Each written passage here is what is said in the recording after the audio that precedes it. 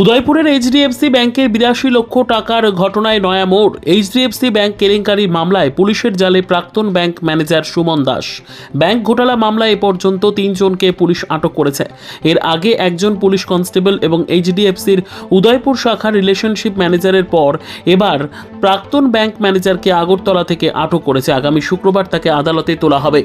একথা জানান উদয়পুর মহকুমা পুলিশ আধিকারিক। তিনি বলেন যে তদন্ত প্রক্রিয়ায় এখনও চলছে। গোটা বিষয়টিতে এসডিপিও নির্মাণ দাস কি বলছেন। ওনার নাম Suman Das, son of Narayan Das of note Badaghat নিয়ে উন্নয়ন সংঘ। ওনাকে এইচডিএফসি ব্যাংকের যে কেসগুলো রয়েছে এই কেসের মধ্যে একটি কেস আছে যার কেস নাম্বার 21/2025, যার কমপ্লেন্ট সুনীল দত্ত সেন। এই কেস কানেকশনে গত রাত্রে ওনার বাড়ি থেকে অ্যারেস্ট করা হয়েছে এবং আজকে কোর্টে ওনাকে ফরওয়ার্ড করা হয়েছে। ওনার বিরুদ্ধে কি স্পেসিফিক অভিযোগ ছিল নাকি পুলিশের তদন্তে আপনাদের বেরিয়ে আসছে যে ব্যাংকের সঙ্গে যে ঘটনাটা সেটা সঙ্গে এফআইআর নেম একিউজ পারসন নয়, তদন্ত সূত্রে ওনার নাম বেরিয়ে এসেছে এবং এভিডেন্স এসেছে ওনার বিরুদ্ধে, তাই ওনাকে অ্যারেস্ট করা হয়েছে এবং আজকে কোর্টে ফরওয়ার্ড করা হয়েছে। আচ্ছা, আপনারা কি রিমান্ডের আবেদন করেছেন? কারণ একটা বড় ঘোটালা উদয়পুরের সম্প্রতিকালে, তো ওনাকে কি রিমান্ডে এনে জিজ্ঞাসাবাদ চালাবেন কি?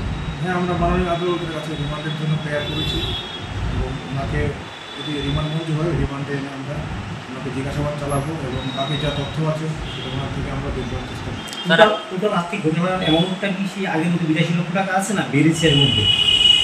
না, ওটার মধ্যে রয়েছে। মোট কতজন আজ এখন অব্দি আটক করেছেন, আপনারা গ্রেপ্তার করেছেন এই মামলায়? সুমন দাসকে নিয়ে মোট ৩ জন অ্যারেস্ট করেছে। 2 জন এখন জুডিশিয়াল কাস্টডিতে রয়েছেন এবং ওনাকে গতকালকে একটা প্রশ্ন বারবার উঠছে যে বর্তমান যে ম্যানেজার আজকে যাকে গ্রেপ্তার করেছেন উনি একটা সময় ম্যানেজার ছিলেন এই ব্যাংকের। বর্তমান যে ম্যানেজার রয়েছে ওনার সময় মানে টাকা ট্রানজ্যাকশন হয়েছে বিভিন্ন অ্যাকাউন্টে, তো এই বিষয়টা কি খতিয়ে দেখছেন আপনারা? আমরা সব বিষয় দেখছি, কত পারপাস অফ ইনভেস্টিগেশন, বাকি ওনার সাবজেক্ট ইনভেস্টিগেশন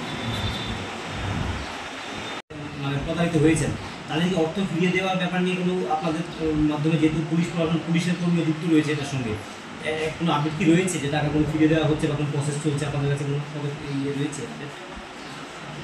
এটা তো আইনি প্রক্রিয়া, যখন আইনি প্রক্রিয়া শেষ হবে তখন